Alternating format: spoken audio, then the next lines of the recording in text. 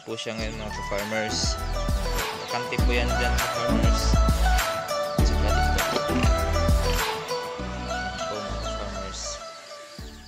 Hello mga ka-farmers and welcome back to our next video. So mga ka-farmers, for today's video po ay akin pong ipapakita po sa inyo mga ka-farmers na na-transfer na po natin ang ating isang inahing baboy po mga ka-farmers sa crate po. Yan po mga ka-farmers, let's go! So mga ka-farmers, ngayon po mga ka-farmers ay na-transfer na po natin mga ka-farmers yung isa po nating inahin sa ating crate po mga ka-farmers. So ayan po siya ngayon ka-farmers. Ayan po. So bali ang ganda po niyang tingnan dyan ka-farmers kasi bali ano nito tawag sa Tagalog, sa Bisaya ka-farmers, nahilo na ano po ba. Ayan po mga ka-farmers. So ang ganda niya pong tingnan ka-farmers kung naka-crate po ang ating mga inahing baboy ka-farmers. Yan po. Bali yung kanyang activity lang dyan po ka-farmers is atras, abante, kain, tsaka higa po mga ka-farmers. So yan po. So mga ka-farmers, itong ating inahin po ka-farmers ay nahiay na po ito mga ka-farmers. Kaya nasa 2 weeks na po na mula nang naiay po ito mga ka-farmers. So pag hindi po ito lumande after 1 month po mga ka-farmers, ibig sabihin buntis na po yung ating inahin. Yan po. So hindi ko lang po na-videohan kanina mga ka-farmers kasi nagmamadali po kasi kami ka-farmers.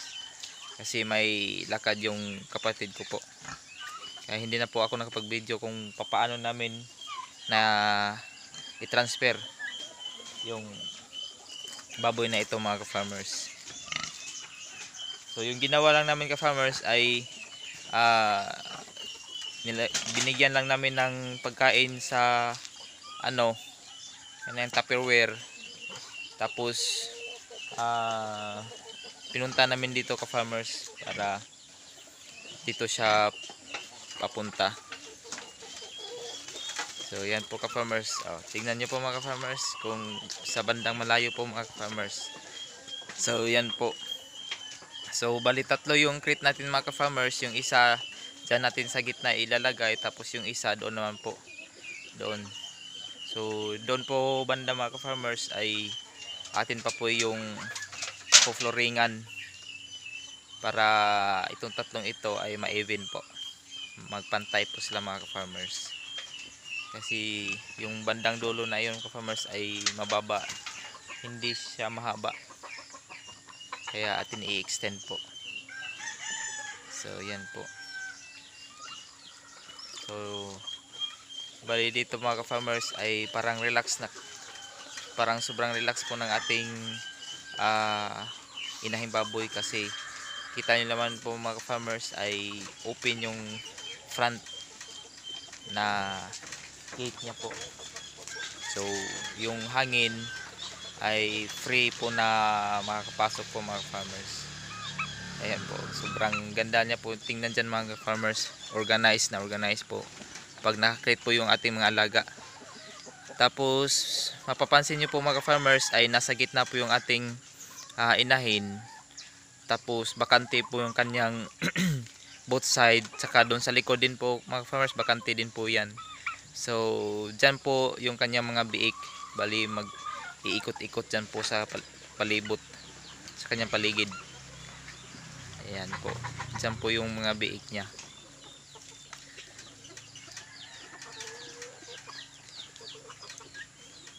So ngayon po mga ka-farmers ay masusubukan po ang ano natin, yung crate natin, kung talagang i-epekto ba ang ganitong design lang ng ating crate, kung kakayanin po niyan sa ganyang kalaki po dating inahin po. Ayan po mga ka-farmers.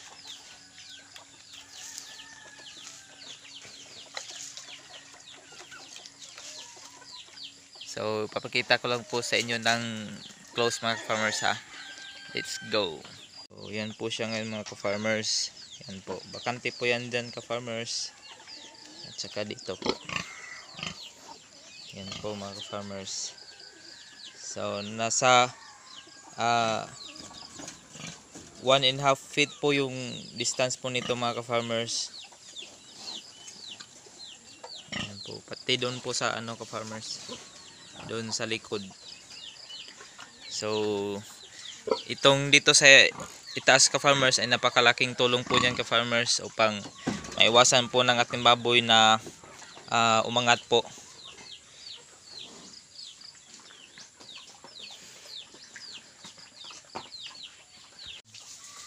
So mga ka-farmers, before we end this video mga ka-farmers, ako po muli ay taos puso pong nagpapasalamat po sa inyong lahat sa walang sawang suporta at panonood nyo po sa mga video po na aking pong ina-upload po mga ka-farmers. And kung hindi pa po kayo nakapag-subscribe po sa ating munting channel po mga ka-farmers, ay paki-subscribe po and like and share. So maraming salamat po mga ka-farmers uli, and see you in our next vlog. Daghang salamat. Bye-bye.